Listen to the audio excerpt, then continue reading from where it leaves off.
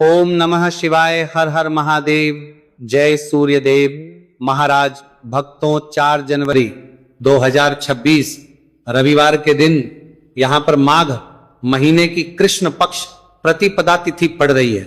इसीलिए दोस्तों इस दिन का महत्व बहुत ही ज्यादा बड़ा होता है और इस दिन आप लोगों को एक दीपक वाला उपाय जरूर करना चाहिए, जो कि पंडित जी ने अपनी अभी की ही कथा में यहाँ पर बताया हुआ है। तो दोस्तों इस उपाय को आपको कैसे करना है, कब करना है, कहां पर करना है और को करते समय आपको किन किन बातों का ध्यान रखना है, ये सारी जानकारी हम आपको इस वीडियो में देंगे। तो चलिए दोस्तों उपाय को शुरू करते हैं। देखिए यह दिन इतना खास होता है, इतना महत्वपूर्ण होता है।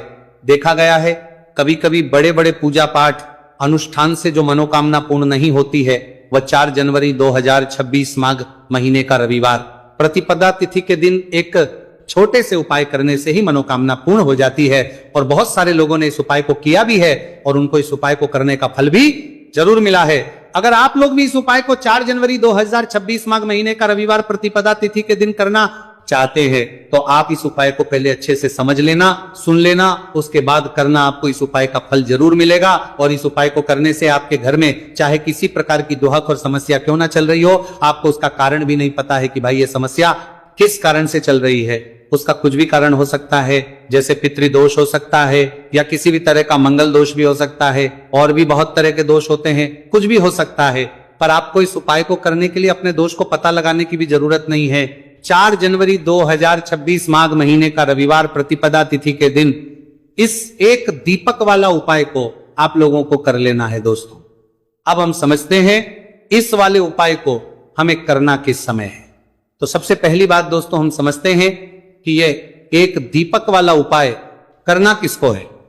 तो देखिए यहां पर सीधी सी बात है कि ये एक दीपक वाला उपाय जो उपाय है ये किस लिए किया जा रहा है। ये मनोकामना को पूर्ण करने के लिए किया जा रहा है या आपके जीवन में जो दुख और परेशानियां हैं उनको दूर करने के लिए किया जा रहा है, या कोई बड़ा काम है जो कि नहीं हो पा रहा है, आप उसके लिए इस उपाय को कर सकते हो।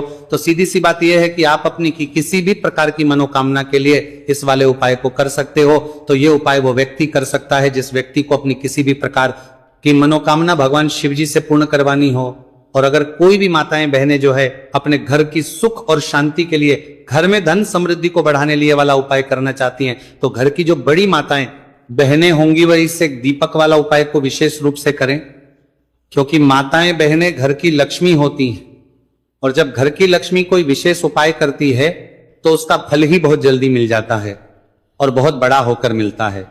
अन्यथा इस उपाय को कोई भी व्यक्ति कर सकता है, चाहे वो बड़ा हो, चाहे वो छोटा हो, चाहे वह बच्चा हो।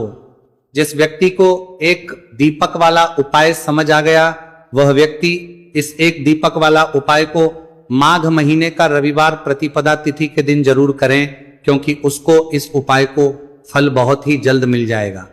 क्योंकि 4 जनवरी रविवार प्रतिपदा तिथि के दिन भगवान शिव जी बहुत आसानी से प्रसन्न हो जाते हैं। तो आइए अब हम समझते हैं कि इस एक दीपक वाला उपाय को आपको करना कैसे है और इस उपाय को करने का जो समय है वो क्या है। तो देखिए इस 4 जनवरी 2026 माघ महीने का रविवार प्रतिपदा तिथि के दिन किए जाने वाले यह एक दीपक वाला जो उपाय है यह मुख्य रूप से सुबह के समय होगा। किस समय होगा? सुबह के समय होगा। आपको कोशिश यही करनी है कि सुबह के समय हम इस एक दीपक वाला उपाय को कर ले। पर किसी कारणवश अगर आप सुबह इस उपाय को ना कर पाओ, आपको कहीं काम से जाना हो या किसी और काम की वजह से आप उपाय को ना कर पाओ, तो आप पास फिर दूसरा मौका रहेगा जो कि शाम के समय का रहेगा, प्रदोष काल का रहेगा। अब भाई प्रदोष काल का समय भी एक बहुत ही लोगों के मन में प्रश्न बन जाता है कि भाई ये समय होता कब है, कितने बजे से लेकर कितने बजे ये समय होता है, ताकि हमें उपाय के लिए जो है करने का समय पता लग जाए। तो हम आपको बता दें प्रदोष काल का जो एक समय होता है शाम का समय वो होगी जन की होता है शाम के 6 बजे से लेकर शाम के 7 बजे के बीच का समय के बीच में आप उपाय को करेंगे तो आपको उस उपाय का जरूर फल मिलेगा। तो शाम के 6 बजे से लेकर शाम के 7 बजे के बीच में आप लोग इस एक दीपक वाला उपाय को कर सकते हो। तो भैया बहुत सारे लोग यहां पर ये प्रश्न भी जरूर करेंगे कि भाई हम तो नौकरी पर जाते हैं, हम अपनी ड्यूटी पर जाते हैं और आने में हमें देर हो जाती है, तो उस जगह पर हमें क्या करना चाहिए। तो देखिए, उन लोगों को भी टेंशन लेने की जरूरत नहीं है। अगर आप लोग इस उपाय को शाम के समय प्रदोष काल में कर रहे हैं और अगर आप आने में देरी भी हो जाती है, आपको आने में 7 बजे तक आप नहीं पहुंच पाते हो, तो भाई आप 7 या रात 8 बजे तक भी अगर उपाय को करोगे तो भी चल जाएगा। और अगर इस हिस्से भी थोड़ा देर हो जाती तो भी आप उपाय को कर सकते हो, क्योंकि 4 जनवरी रविवार प्रतिपदा तिथि का दिन है। यह दिन बहुत ही कम आता है पूरे साल भर में, इसलिए जब आपको मकान मिल जाए, जब आप इस उपाय को जरूर कर लेना। कोई भी उपाय हो आप कभी भी कर सकते हो। 4 जनवरी 2026 रविवार प्रतिपदा तिथि के दिन बस कोशिश करना कि समय के थोड़ा मतलब अंतर्गत ही कर लो, पर किसी कारणवश अगर ना कर पाओ तो फिर आप थोड़ा देरी से भी कर सकते हो, आपको उपाय का फल जरूर मिलेगा। तो चलिए जानते हैं उस विशेष उपाय के बारे में। लेकिन उससे पहले एक प्रार्थना, अगर आप चैनल पर नए हैं तो कृपया चैनल को सब्सक्राइब अवश्य कर ले। देखिए, ये वीडियो बहुत ही खास है, क्योंकि इस वीडियो में हम लोग पूज्य गुरु जी द्वारा बताए गए कुछ बहुत ही खास उपायों के बारे में जानेंगे। ये उपाय की बड़ी से बड़ी मनोकामना को पूर्ण करेंगे, घर में धन धान्य को बढ़ाएंगे, माता लक्ष्मी आपसे प्रसन्न होंगी, सारा दुर्भाग्य आपका समाप्त होगा, व्यापार नौकरी अच्छे से चलेगी। तो आपको इनमें से जो भी उपाय अपनी समस्या के लिए करना हो वह उपाय आप कर सकते हैं। चलिए जानते हैं गुरु जी द्वारा बताए गए पहले खास उपाय के बारे में। इस उपाय के लिए सबसे पहले आपको ले लेना है 1 लोटा जल। तांबे के पात्र अपने किचन से 1 लोटा जल ले लीजिए। फिर इसी के साथ आपको लेना है थोड़ा सा शहद, शायद आप आधे से भी आधा चम्मच ले सकते हैं। फिर सबसे आखिर में आपको ले लेना है एक बेलपत्र। देखिए, बेलपत्र का जो भी उपाय बताया जाए वो आप जरूर किया करिए, क्योंकि बेलपत्र माता पार्वती के आंसू से उत्पन्न हुई है, इसलिए यह महादेव को प्रसन्न करने के लिए बहुत ही आसान होती है। इसलिए आपको बेलपत्र वाला उपाय जरूर करना चाहिए। देखिए, अगर आपके पास बेलपत्र नहीं है तो शिवलिंग के ऊपर जो बेलपत्र छड़ी है उसको उठाकर जल से शुद्ध करके फिर आप उसका भी इस्तेमाल कर सकते हैं। बस आपको ध्यान रखना है कि ये बेलपत्र कहीं से भी कटी फटी नहीं होनी चाहिए, और बेलपत्र की डंडी के आखिर में जो दूर होती है, यानी जो डंठल होता है, वो भी नहीं होना चाहिए। अब ये सारी सामग्री लेकर आपको पहुंच जाना है शिवालय। पूज्य गुरु जी ने कहा कि इसको आप सुबह करना चाहें तो सुबह कर ले, और शाम को करना चाहें तो शाम को कर ले। शिवालय पहुंचने के बाद सबसे पहले आप जो एक बेलपत्र लेकर आए हैं उसकी जो सबसे आगे वाली पत्ती है, बेलपत्र में 3 पत्तियां होती हैं, ये बात आप सभी जानते हैं। उसमें जो सबसे आगे वाली पत्ती होती है, जिसे हम लोग सबसे बड़ी पत्ती कहते हैं, उसी पत्ती में चिकनी साइड आपको इस शहद से ओम बना देना है। सामने आपको समझाने का प्रयास किया जा रहा है। जैसे ये बेलपत्र में ओम बनाया गया है, ठीक ऐसे ही आपको से ओम बना देना है, और फिर अपनी मनोकामना बोलते हुए आपके जीवन की जो भी विशेष मनोकामना है, जो भी आप अपना कार्य सफल करवाना चाहते हैं, जिसमें भी आप सफलता को प्राप्त होना चाहते हैं, चाहे व्यापार हो, चाहे नौकरी हो, चाहे धन प्राप्ति की मनोकामना हो, चाहे विवाह की मनोकामना हो, चाहे मकान जमीन की मनोकामना हो, या कैसी भी कोई मनोकामना हो, उस मनोकामना को पूर्ण करने के लिए महादेव प्रार्थना कर लीजिए। और फिर ये एक बेलपत्र आप शिवलिंग के ऊपर समर्पित कर दीजिए। बेलपत्र की चिकनी साइड का हिस्सा, यानी जिस तरफ आपने छड़ बनाया है, वो शिवलिंग में टच करेगा। इसके बाद आप जो शहद लिए हुए हैं उस मनोकामना को पूर्ण कर दीजिए। शहद को अपनी अनामिका उंगली में लगाइए और माता अशोक सुंदरी वाले स्थान में आपको 7 बिंदी बना देनी है। इसी शहद से आपको 7 बिंदी बना देनी है। लेकिन ये 7 बिंदी आपको लगानी कैसे, वो आप बहुत ही ध्यान से देखिए। जो शिव पिंडी होती है उस तरफ से आपको लगाते हुए नीचे की तरफ आना है, यानी जलाधारी की तरफ आना है। ऊपर से नीचे की तरफ आपको ये 7 बिंदी लगानी है। आपको 7 बिंदी बना देनी है और माता अशोक सुंदरी से फिर से प्रार्थना कर लेनी है। इसके बाद सबसे आखिर में आपके पास जो 1 लोटा जल है, उस जल को आप धीरे धीरे शिवलिंग के ऊपर समर्पित करते जाइए और लगातार ओम नमः शिवाय मंत्र का स्मरण करते जाइए।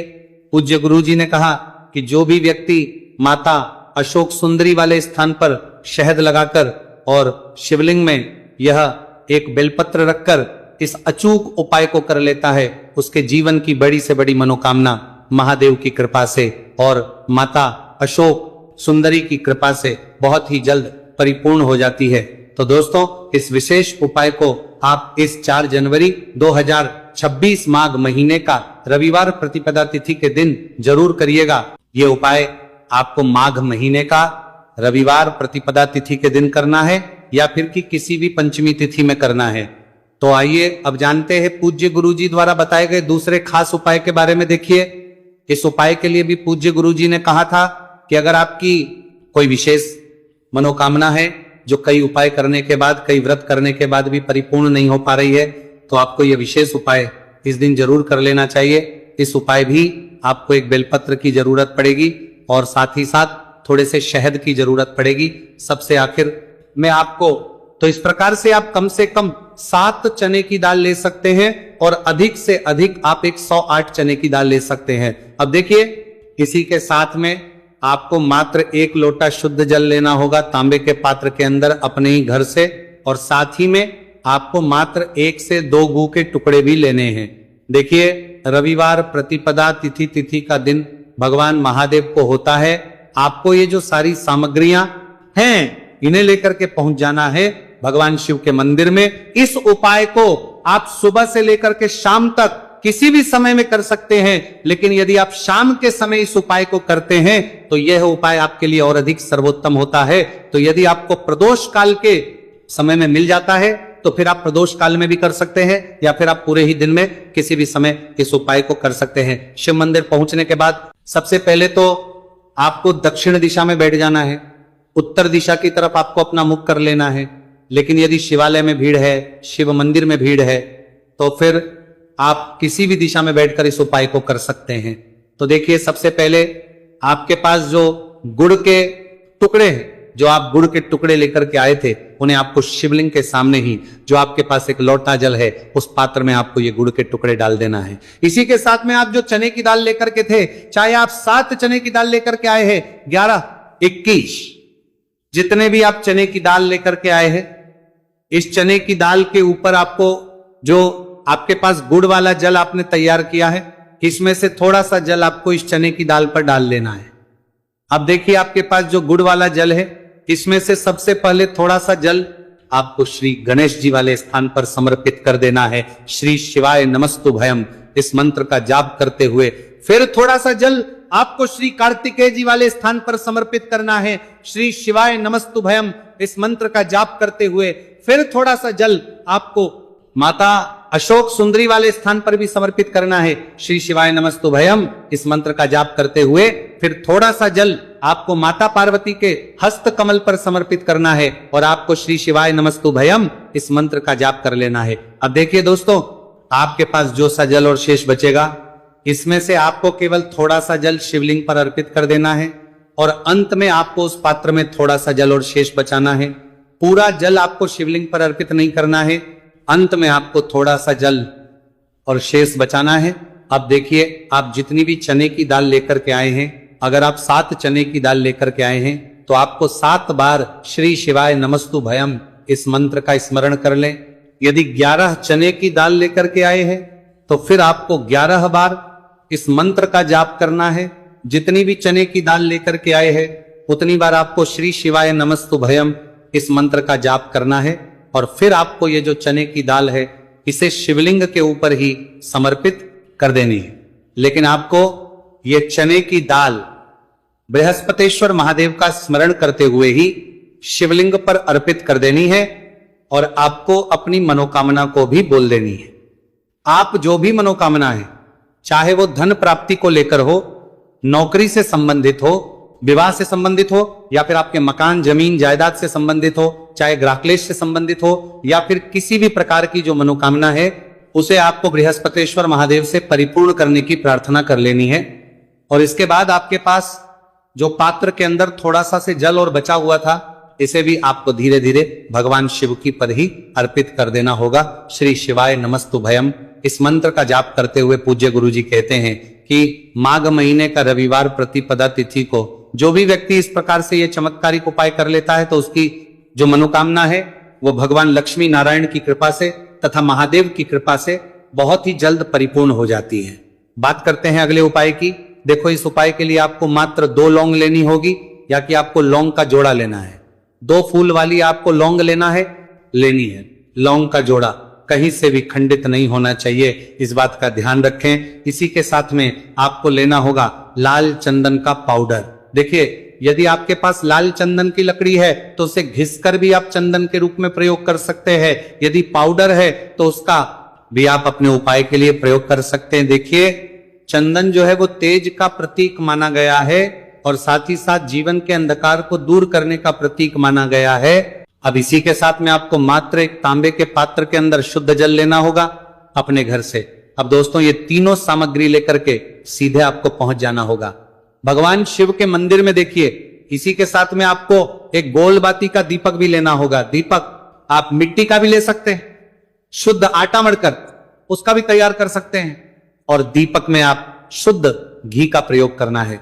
लेकिन जैसे ही आप इन सभी सामग्रियों को मंदिर में लेकर के पहुंचेंगे, मंदिर में जैसे ही आप चौखट के वहां पर पहुंचेंगे तो मंदिर की चौखट के सीधे तरफ आप जो अपने साथ एक गोल बाती का दीपक लेकर के आए हैं उसे आपको सबसे पहले तो प्रज्वलित कर देना है।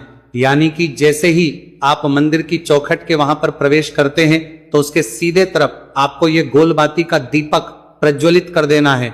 अब देखिए, जैसे ही ये दीपक प्रज्वलित करेंगे तो आपकी जो भी मनोकामना है उससे आपको बोल देना है।